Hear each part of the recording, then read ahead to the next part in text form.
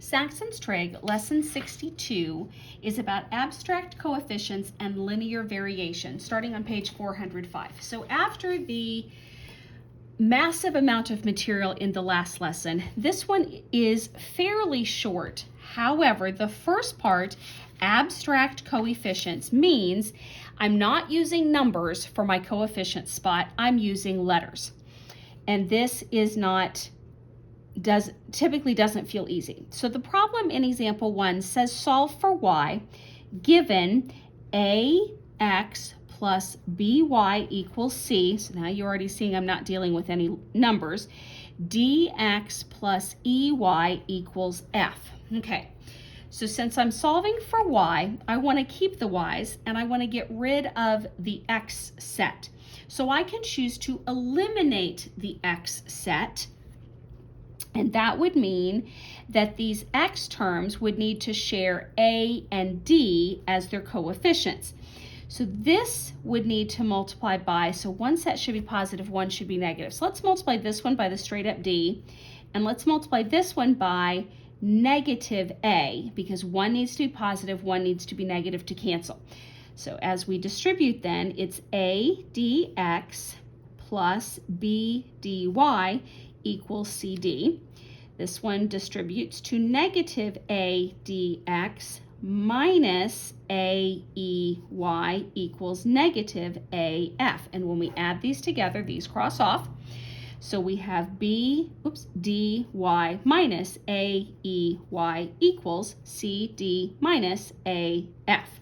So unless I'm making a algebra solution error, I should be fine here. I just have to deal with the letters. We're solving for y, so y will factor out, leaving a bd minus ae equals, no change here, the cd minus af. To get y alone, this is multiplying, we're going to divide. So let's divide it, bd minus ae.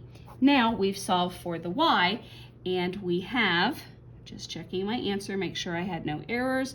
Yes, all right. Now, example 2 wants the same for an x. Now, before I do example 2, let me stop and explain that this obviously works every single time. So can you treat this as another way to solve for the letter y? Yes. Would you like to memorize this formula and keep tabs of which one is C, which one is D, which one is A, which one is F in a set like this? No, probably not. I certainly don't. So I would rather go through the work of substituting or eliminating every single time rather than memorizing. But if you put this in your notes and you wish to use it, it is most definitely usable. So then in the next example 2, we're going to get a formula for the x's. All right, so what did they give you? So obviously solve for x, and it's a sub 1x plus b sub 1 y equals c sub 1, and then just because it's a sub 2x plus b sub 2y equals c sub 2. It's the same thing as if I had given them different letters, but because they didn't, you could argue that making this into its formula format, you want to make this a sub 1, this a sub 2, or you could say, I don't like the a 1s and 2s, so when I get to the final answer, I'm going to switch it back to d's, e's, f's, whatever. Okay, so we're solving for x. The b's need to eliminate. The y's, goodness gracious, the y's need to eliminate. So this needs b1, b2. And I'm going to keep this one positive, so we're going to multiply it with b sub 2. And this one we're going to multiply with b sub 1, and it's going to be negative. All right, so we have now a sub 1, b sub 2, x plus b sub 1, b sub 2, y equals c sub 1, b sub 2.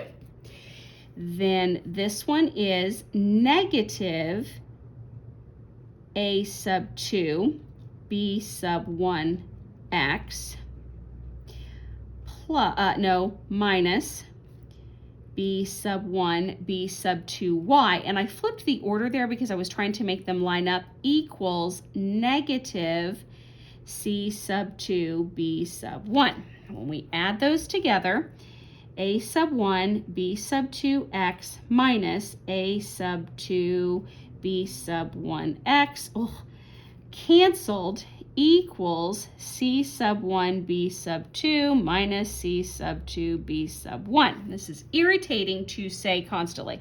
Pulling the x out leaves a sub 1, b sub 2 minus a sub 2, b sub 1 equals c sub 1, b sub 2 minus c sub 2, b sub 1. Divide to remove a sub 1, b sub 2 minus a sub 2, b sub 1. That is now x's formula. Okay, we have moved from that crazy ridiculousness into a super simple part B, linear variation. So it is linear for a line, and so it's going to give us in this example, the total cost varied linearly with the number produced. So if I'm doing a formula, cost equals with a m, I don't know the slope, and instead of x, I'm doing the number of items plus, and again, I don't know the b. Total cost varied linearly with the number produced. When 100 are produced, so that's my number, so 100M, the cost is $700 equals this plus B.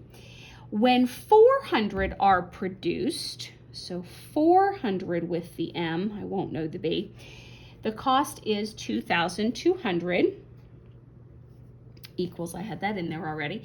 Write an equation that gives cost as a function of the number produced. Oh, they didn't even do the graph in this one. They're just showing it. They didn't say graph it. Oh, well, even easier, but I'll still show you the graph. Okay, so we're going to solve for the M, solve for the B by either substitution or elimination. Let's get rid of the B's. Solve for the m's. So let's make this one negative, this one negative, this one negative. So when we put them together, the b's cancel off. 2,200 minus 700. Sorry, I had it and then I lost it. 2,200 minus 700, 0. 5. Yeah, that's where I derailed. Okay, so 1,500 equals 400 minus 100 is 300 m's. B's went away. Divide by 300. So 3 goes into 15. My m is 5. Now throw that back in and let's get a b. This one had the smaller numbers. So 700 equals 100 times 5. That's 500. Plus our b, so b equals 200. So now the final equation goes back to this original, cost equals 5 with the number produced plus the b, which was 200. Now that's all they asked me to do. They show you if you're going to graph that, because it's graphing from a line, and this is where I was telling you it was extremely simple. Where were you beginning with